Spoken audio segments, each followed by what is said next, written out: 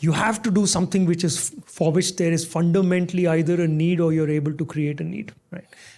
If you're not able to answer that question, then it is an existential issue, right? Why are you in the business that you are in? Is at some point in time, if you realize that, hey, you've done everything that can be done, it is still not making sense, then what do you do, right? One of the options is to shut. All right, guys, welcome to Minding My Business, the CEO story, where we talk to captains of the industry and stalwarts who have really taken business leadership to another level. We have a live audience this time around. Very rarely do we have that. My name is Hrishi K, and please welcome Group CEO, HT Media Group, Singh. Woo! Thank you. Thanks, Sam, for doing this. Well, you're heading a newspaper business now and an audio business, amongst other things. Do you remember the earliest newspaper you read at home, or what your family was subscribing to when you were growing up?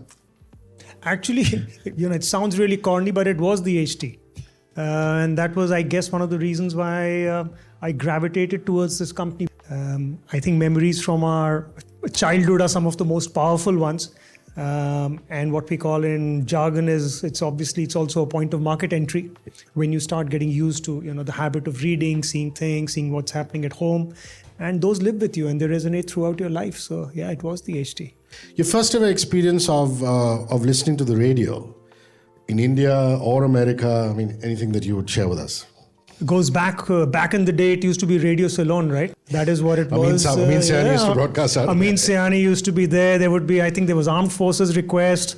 And then I lose track of the ones. But and I still remember, it was a very singular activity. It is something you did by yourself. Typically, like at least I remember I used to be studying in the evenings, and then you would start hearing these shows one after the other. There would be 2 or 3 of them. Those were some of my earliest memories of radio. Yeah. And I really think, Sam, that Amin Saab was the most progressive radio presenter. He used to say, "Behno aur bhaiyon," whereas the rest of the world would say "bhaiyon aur behno." That's right. Which I think is quite exceptional. Your time at TikTok, I mean, for those of you who are living under a rock, Sam spent almost 6 years at TikTok.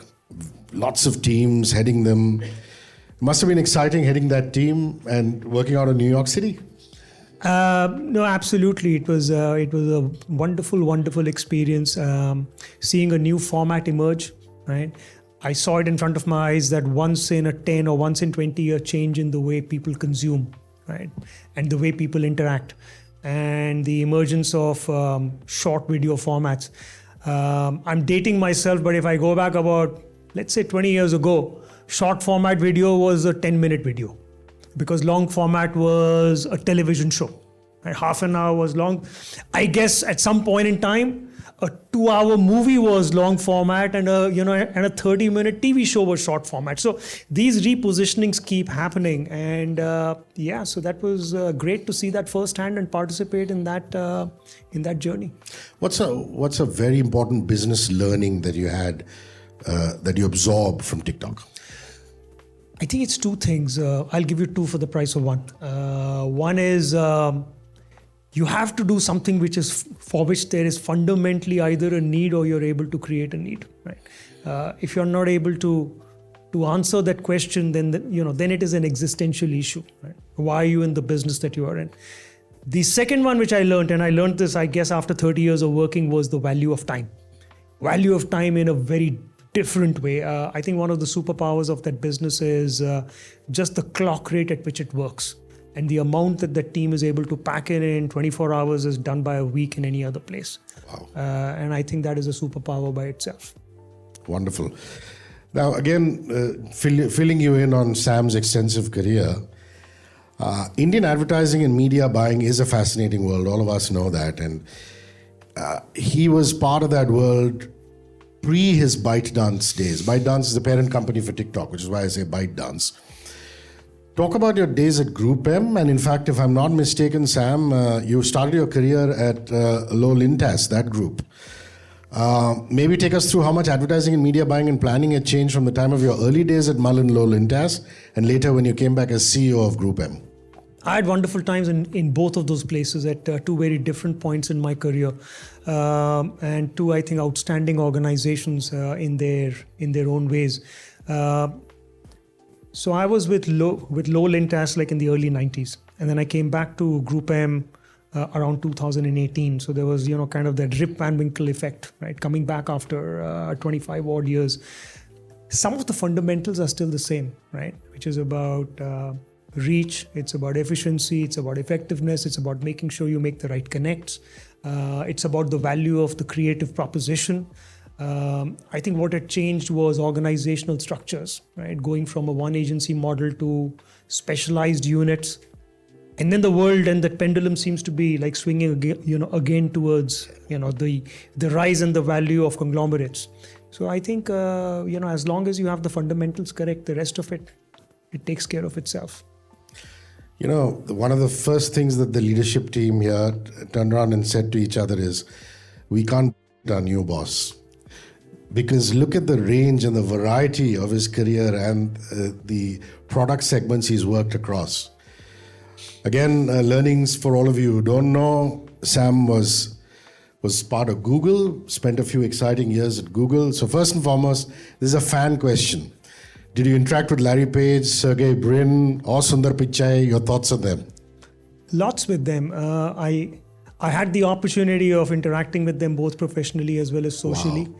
And then later on, it was a similar experience with the folks at ByteDance, Jhangi Meng, Lidong. And there is something about an entrepreneur, right? I think you find a crazy combination of very high levels of intellect combined with tremendous humility, right? The urge to learn and to execute relentlessly at the same time. And it is some combination of those that you see across all of them. Wow. They say you never earn your chops as a CEO in any business unless you work in FMCG. And Sam worked in P&G, Procter & Gamble, for almost 16 years. And what's exciting for me is not just that stint, Sam, you worked in Guangzhou in China. You worked in the greater Boston area. Speak about living and working in China. There's so much of curiosity there. I was in China from 2009 to 2012 in Guangzhou. Think of Guangzhou as the equivalent, I would say, of Chennai. The industrial powerhouse. It was the first city to open up to the outside world under Deng Xiaoping those days. And it is up the Pearl River from Hong Kong. It's the old Canton. I remember relocating there from Boston, right? So that was kind of the context. And the first thing that completely blew my mind was the level of like infrastructural development. Compared to Boston, it was a more advanced city, infrastructurally. And the second thing that always continued and still continues to surprise me, inspire me, is the work ethic that I see. It's of a different kind. A business leader you found inspirational, and why? I would say each one of them, among the names that you mentioned as well, we could take any of them and say, and I was talking about the Google folks, it was that crazy combination of intellect and curiosity and hard work and humility. It was just such a wonderful, it's really wonderful to see that. Low ego, high IQ, the desire to like collaborate and just cut through the clutter and get things done. I think that makes sense. Yeah. Well, you're my boss's boss, and my boss Ramesh says that you're very, very keen on fitness and eating right. Have you always been this way, or have you adopted the right lifestyle as a recent development? Things like body mass index. Well, by the side of like any good person, there is a wonderful partner. And I think it's my wife who's been ahead of the curve on many of these things. But I think a few fundamental principles. As you grow older, you realize that decline in physical fitness is not a straight line. It's not linear. It accelerates, right? True. And if your body is physically not in good shape, the rest of it never works, right? The ability to spiritually connect, intellectually connect, socially connect, all those start going down if your body is not in a good physical shape. And physical shape requires a few things to have in place. And you just got to keep it going at your own pace, whatever works. Sam, pure business question. When do you know as a CEO the time is right to invest in a new business and the other end of the spectrum? When do you know the right time is to shut down a sick business unit? I think the second question is in some ways an easier one, right? Smarter people than I have said that the definition of madness is if you continue repeating the same thing again and again and again and expect a different result. Is at some point in time, if you realize that, hey, you've done everything that can be done, it is still not making sense, then what do you do, right? One of the options is to shut. The other end of it is tougher. When do you start, right? And that's where I think a lot of startup founders make it big, because behind every success, what we don't realize is that there are 99 failures, right? On parallel tracks. And if you go back in time, all those 100 started and nobody knew which would be the one that would succeed. So I think sometimes it's a combination of the right idea at the right time, backed with the right resources and the relentless determination. And I think it's more an art than a science. It's very easy to say, backward looking, you like talk to a founder of a very strong business. Oh, from day one, I knew exactly what I was doing and I was on the path of success. Yes, you were. But in parallel universes, there were 99 others of you who started at the same level of determination, and that didn't pan out. So, it is what it is. Well said. Now, this is for all the TLs here, team leaders. What's the best way to course correct an employee who isn't doing well? First of all, you got to be you got to start with the point of view that leadership is an investment. It's a bit like parenting, right? Wow. Yeah, you have to start from day one knowing that more of your time will now go in working alongside and developing, the people that you work with. If you are not ready to make that investment, don't take a leadership role, right? I think this mentality that comes that leadership is a prerequisite and a perk that has to come along with my career development is a flawed model. Right? It is more an attitudinal thing. You have to find the time. Once you found the time and you realize that it is a job by itself, right? Is then you have to be situationally really aware. What's working, what's not working. And the third part of it is then be super clear and transparent. The worst thing you can do is knowing that there is a problem and not doing anything to address it. Because guess what? It ain't going away. It is going to keep compounding and come right back. This is a HR question for Paras, Saud, Sonakshi, and our friends in HR.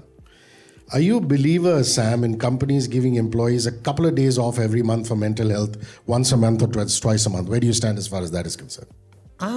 I don't have a point of view on that. But what I do have a point of view on is that people need to be in good shape. People need to be really excited, energized. I think we all live in a 24/7 world today. I think some of the concepts of work-life balance are beginning to break down because it is not either or anymore. We are all taking our work life home and we are bringing our home life in. I think this accelerated a lot post-COVID when we were all working from home in some size, shape or form. Look, let's be honest. I mean, each one of us here in this room, there is like enough of our homework that we bring to the office. I'm doing a bank transaction, I'm doing something. In the old day, you would not, right? You would say, okay, I got to take time off and go to the bank. That is on me. It is like my personal time. It's not. The flip happens as well. So I think as long as you're super engaged, super energized, high energy, to me, it's more about those kind of fundamental things. And I don't know if there's ever a time off that you take time off. Having said that, I think also there is equal value in taking time off, whether it is certain times a year, certain times a month, certain times a week, certain times a day. For example, I'm a firm believer that each one of us every half an hour should stand up and walk for 5 minutes. It's fundamental to our physical shape. And if we don't do that and for 8 hours, we're just like sitting in a chair, that's not great, right? And that to me, if that is time off as well, yeah, do it. So it's a continuum, and how you answer that question has got many layers. So I avoided the HR answer or trying to speak on behalf of Paras. But walking after every half an hour, that's something I need to remember. Most definitely. Okay, last business question, and then we'll go into some quick lifestyle and wrap. Traditional media versus new media, the role of radio in a world that has Spotify and Apple Music and Savan, and the role of television in a world that has Netflix, Jio, Hotstar, Amazon Prime Video, etc. Yeah. So I don't see them as new world, old world. I see them as forms of content and places of dissemination, right? So I think somewhere there's a continuum between the world of Bollywood, Hollywood, television, YouTube, shorts. That whole thing is one space. Just as radio has a role to play along with podcasts, along with audio snippets, all of that. I mean, today, post the US elections, you see the rise of long format podcasts, like 3 hours, 4 hours. 3 years ago, if somebody told you that the world of digital is going to go in a place where content that is 3 hours long is going to be a force to like reckon with, you and I would have laughed, our heads off and said this person is insane. So it is to me less about, not less. It's two independent dimensions. What kind of content and where, right? So that's how I see it. Okay, lifestyle questions. Your favorite actress and why she's your favorite actress? The first one that comes to my mind is Meryl Streep. Just she can do so many roles and just do so many things, and she's just great. What kind of music do you listen to? Do you have any favorite singers, bands? I don't know. What kind of music is different from favorite singers? So what kind of music is classic rock? Favorite music, favorite singer on the other hand is Kishore Kumar. Wow. Yeah. Lovely. I can see the Nasha people going, yeah. And the Radio 1 people going, By the way, yeah. there's a side story there. So I remember those days I was in Boston on my first in 95, 96. And this boss of mine, he was Caucasian those days. I was in my late 20s. He was in his 50s, and we started rapping. And I introduced him to the concept of Kishore Kumar. And I said, there's this guy in India. And so he asked me, how big is he? So I kind of thought and I said, he's as big as Elvis Presley and Frank Sinatra combined. So the end of that was that I had to give him a cassette. I had to bring a cassette and hand him over and then explain the lyrics and all of that. Yeah. But that is what it was. Yeah, it's like the American football players, the rugby players saying Virat Kohli has this many followers. And we're like, it's a day in the life of any cricketer, All right. So a concert you went to recently or in the past, a live gig that you really enjoyed? I'm dating myself. The last one I went to was a Santana concert back in the day. Haven't been to too many live. I prefer, there are very few times when I prefer the live event over the curated one. I'm the kind of guy who would like to be in front of the television with a great audio system, that kind of stuff. Than the, the joy of the wide expanse. Right? I hope Carlos and the band played Black Magic Woman. Of course they did. They did. Lovely. What kind of shows or series in films do you consume on OTT? Are you a series person? Are you a film person? Are you into dramas? Are you into comedies? Typically, I tend to watch whatever my wife wants to watch, because that's a way of sitting time and spending time together. Yeah, time is the ultimate luxury that we have, right? And then on my own, I will watch stuff on YouTube. TikTok is not here, so I watch stuff on YouTube and sports shows and talk shows about news and the world's hunger problems, that kind of stuff. Nice segue into my next question. A sport you follow closely, your favorite sports person? For me, I've lived in so many countries that I just start following the local sport, whatever it is, right? Here it is, obviously it's cricket. The other fave that I have is American football. And I actually tell my friends, the American football is the best sport for Indian spectators without ever being here in India. And they ask me, how can you say that? Because I say it's the ultimate combination of wrestling and chess. The moment I kind of put it in that context, this will work in India. Are you a voracious reader? Do you read sometimes? If so, a book read you would recommend to us? Don't read as much as I would love to, especially books. One of the classics that's always stayed with me is a book called Team of Rivals. It's a biography about Abraham Lincoln's cabinet. Wow. And the backstory there is that Abraham Lincoln, prior to the elections, was actually not the front runner. There were others in the Republican Party and then obviously in the Democratic Party who were ahead of him. He finally pipped them to the post and he brought all of them into his cabinet. Wow. Including people from the opposition. So what drove him? Why did he do it? How did that survive? Management of egos and how that cabinet was one of the most powerful cabinets ever is a testament and a testimony to Lincoln's greatness in a very different way. Well, last question is about IIM Calcutta. I believe you're an alumnus of the Indian Institute of Management in Kolkata. What do you most remember about your glory days there? Those couple of years that you spent there? Some good books and great friends and wonderful conversations. I think a large part about any good campus experiences actually comes from the peer group and the conversations that you have and the things that you discover And in together. Kolkata, they call it the Adda. They call it the Adda. You're absolutely right. So that's what it is. Guys, big round of applause. Our group CEO, HT Media Group, Samir Singh on Minding My Business, the CEO story. Thank you very much. Hey, thanks, Hrishi. Thank you for hosting. Cheers. 94.3 Radio 1.